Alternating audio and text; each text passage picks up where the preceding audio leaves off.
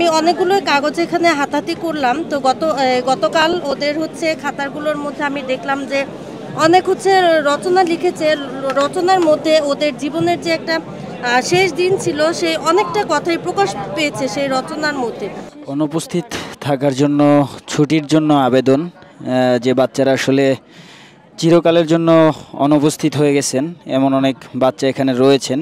তাদের ক্লাসের পাঠ্যপুস্তকের এবং হোমওয়ার্কের নানা স্মৃতি আসলে এখানে রয়েছে এবং মানুষজন এখানে দেখতে পাচ্ছে, একটু দেখানোর চেষ্টা করি যে সবাই আসলে ভিড় করে সেই স্মৃতিগুলো আসলে দেখার চেষ্টা করছে, যে তাদের লেখা করা আসলে লেখাপড়ার যে চিত্রগুলো। তৃতীয় শ্রেণীর একটি বাচ্চার দেখতে পাচ্ছি যে তাদের নানা স্মৃতি, এই ছোট ছোট বাচ্চাদের যে RICL TMX যুগের পর যুগ স্থাপনা থাকে মজবুত।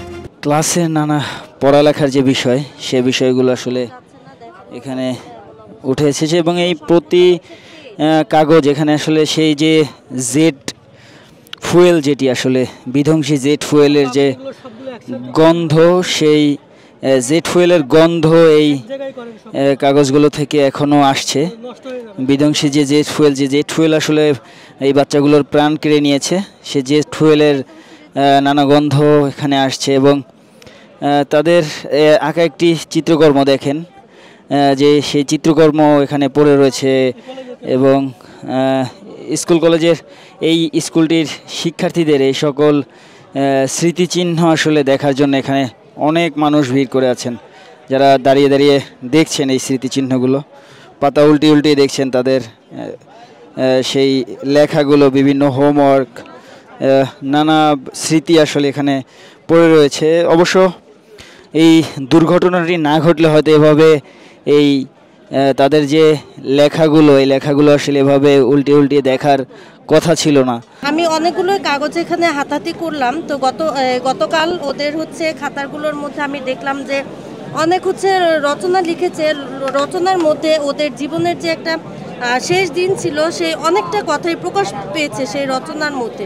আপনারা এখানে যদি এই বই খাতাগুলো ঘাটাঘাটি করে দেখেন, তাহলে দেখতে পাবেন যে বাচ্চারা আসলে কিন্তু মানে তারা স্কুলে আসতে পারেনি বা আসতে পারবে না, অসুস্থ ছিল, নানান অজুহাত দিয়ে বা নানান কথা দিয়ে কিন্তু এখানে রচনাগুলো লিখেছে। তো সেই রচনাগুলো দেখে আমার পার্সোনালি মনে হয়েছে যে ওরা যে আসলে স্কুলে আর কখনো আসবে না, আসা হবে না। তো হয়তোবা রচনার মধ্যে লিখেছিল যে ওরা অসুস্থ, আসতে পারেনি বা আসবে না। সেই একটা আপনার সেই গতকালে একটা দুর্ঘটনার মাধ্যমে সেটা হয়েছে যে ওরা কখনোই স্কুলে আসতে পারবে না বা অ্যাটেন্ড হতে পারবে না।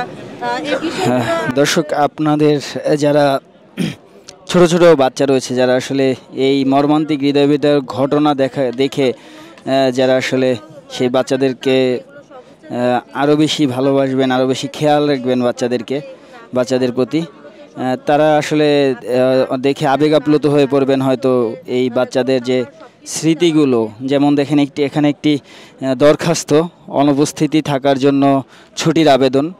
এই বাচ্চাটি হয়তো স্কুলে যদি সে বেঁচে থাকে, সে হয়তো আবারও ফিরবেন। যদি বেঁচে না থাকেন, তাহলে সে হয়তো আর ফিরে আসবেন না। তার এই আবেদনও আর করতে হবে না হয়তো কর্তৃপক্ষের কাছে।